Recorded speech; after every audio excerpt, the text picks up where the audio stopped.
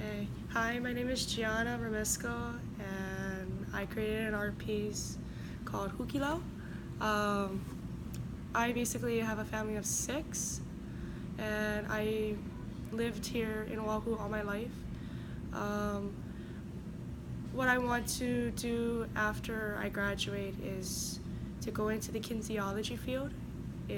So I thought maybe going to UH Manoa or going to KCC for the physical therapy assistant program and complete my degree over there. And then I like to run and draw in my free time.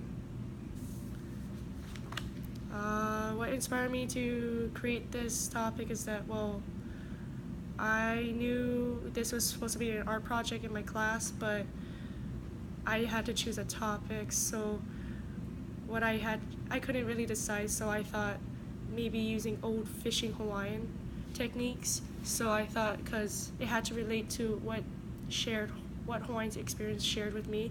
So my dad taught me how to fish. So I thought creating old tradition Hawaiian methods to fish rather than compare how modern fishing today.